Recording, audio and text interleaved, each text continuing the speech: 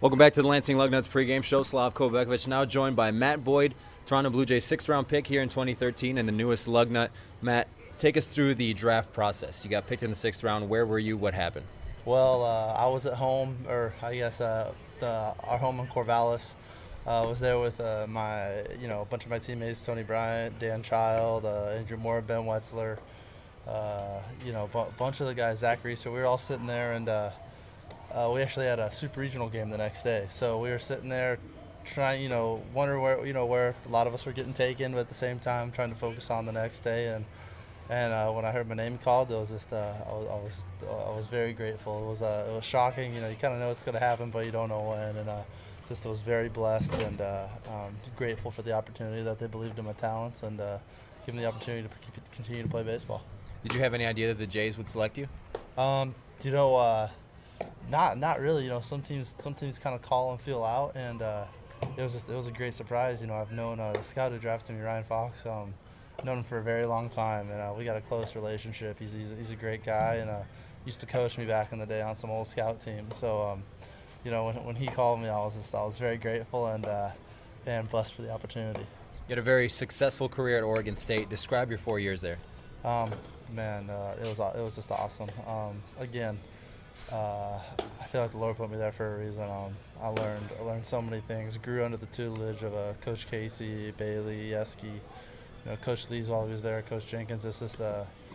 I grew. It was awesome. I made some lifelong friendships, and I feel like I met the girl of my dreams, and just everything about it. It was.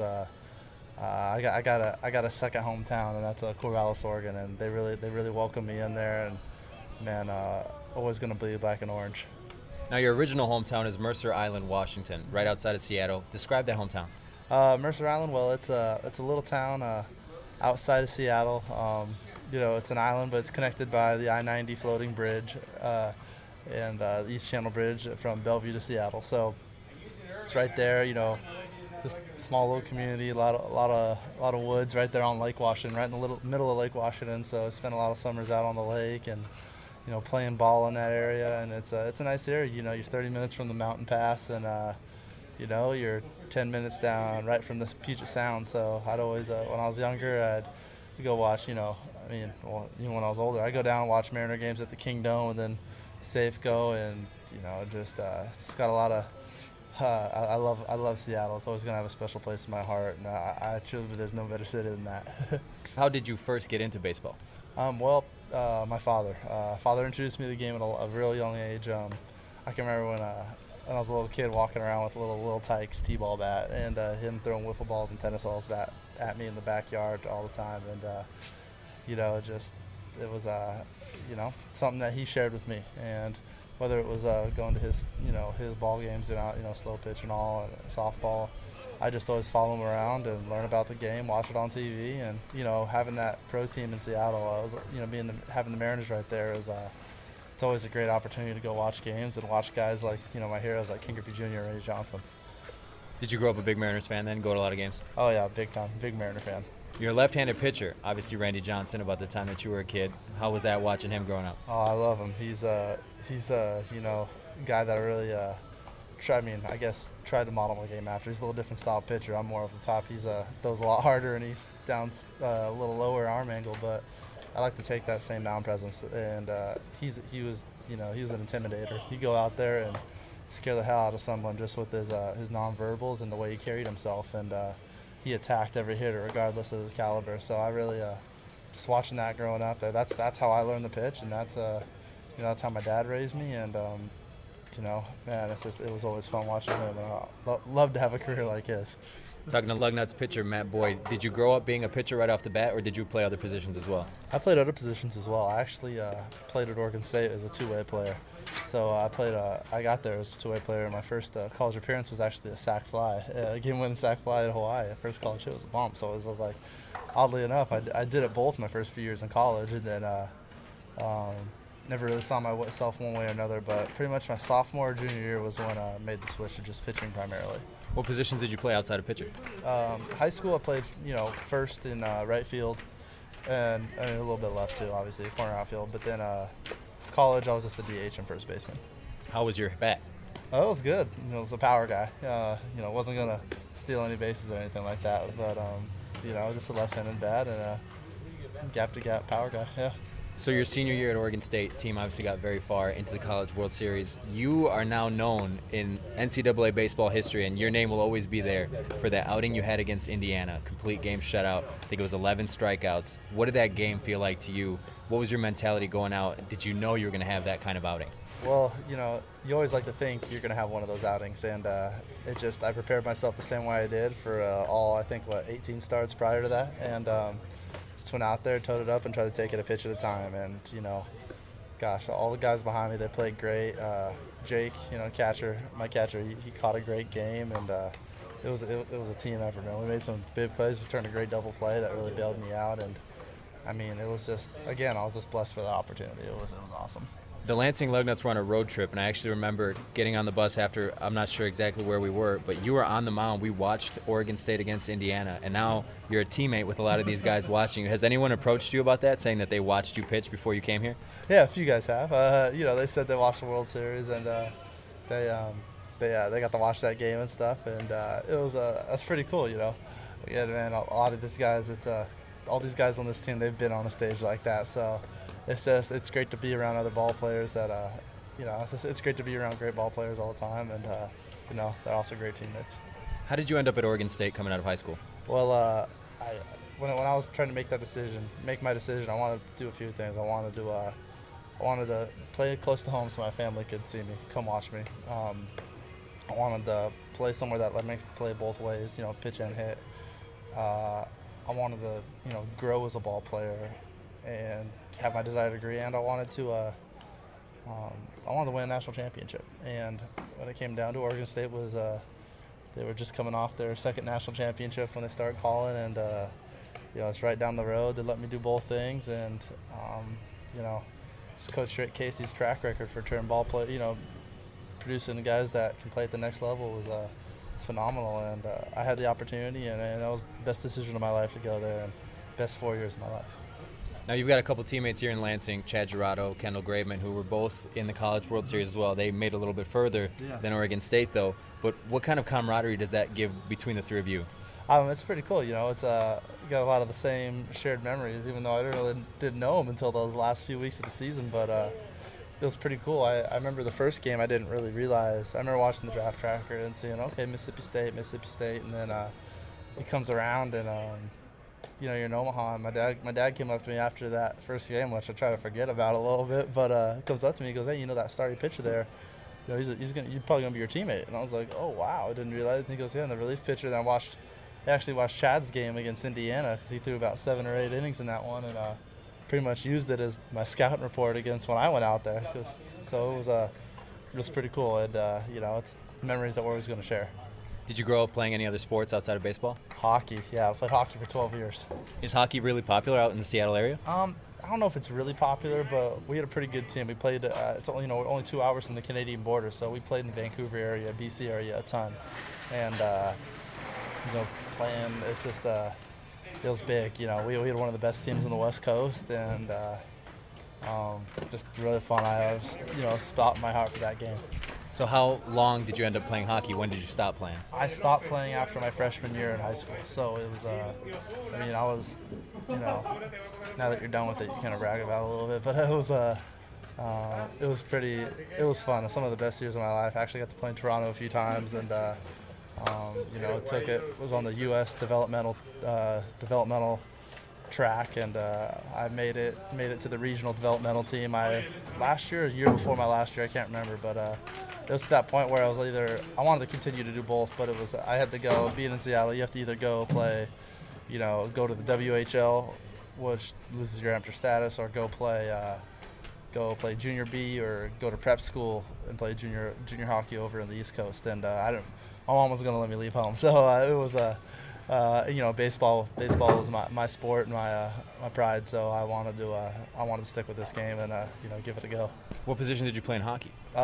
My first I'd say 10 years or so I played D. Then my last 2 years they put me up on wing when some guys got hurt, and started scoring, and started finding some guys with getting a few assists here and there. So they kept me up there, and it was pretty fun. So D and left wing.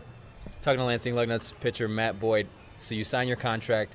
Describe the process of after you got drafted, now you have to agree to a deal, and here you are being assigned to the Lansing Lugnuts. How did that all go? Well, it was it was a ton of joy. I got drafted day before the Super Regional started against Kansas State in Corvallis, and it was like, wow, this is awesome. This is a dream come true. I get to play baseball after college.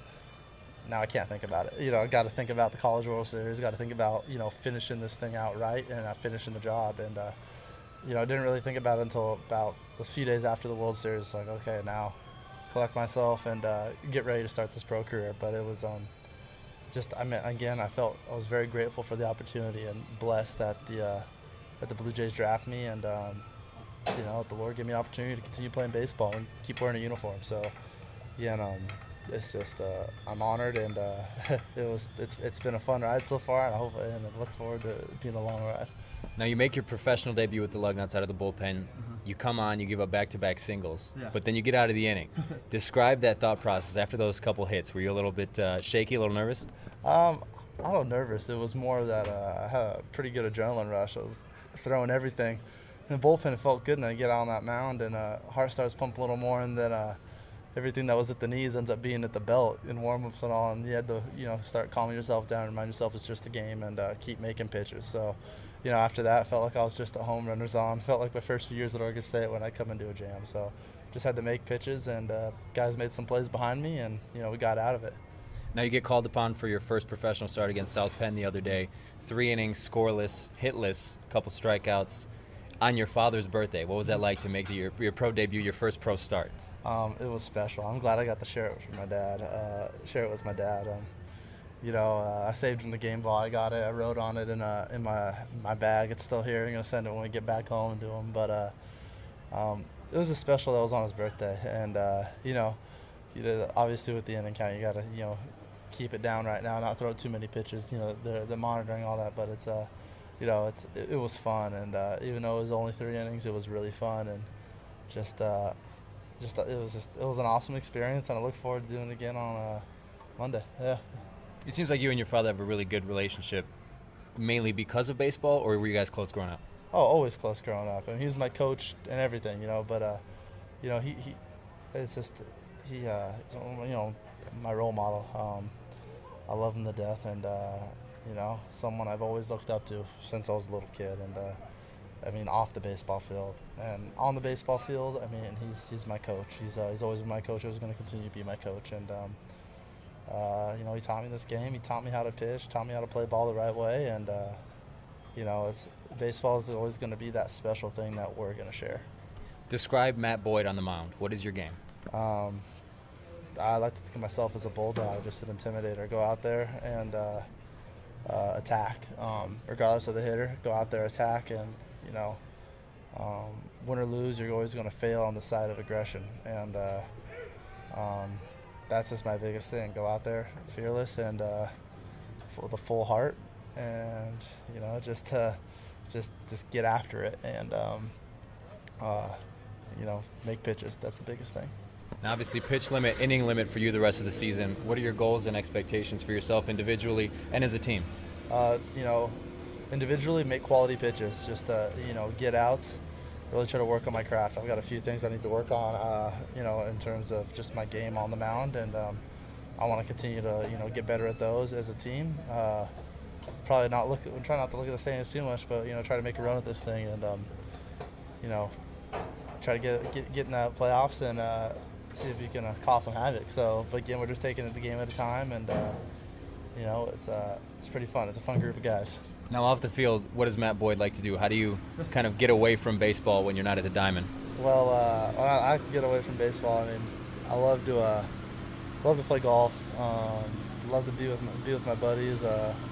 Kind of a gamer when it comes down to it. I really when it comes to an Xbox, I get pretty competitive in that too. But also, I love to just deepen my faith. Read the Bible, try to learn about God's word, and just be a beacon of His word and a representation of Him, and just live for Him in all I do, and just that's honestly my biggest thing. And I try to take that on the field as well and play for Him and know that I'm playing for bigger reasons than Him on the front or the back.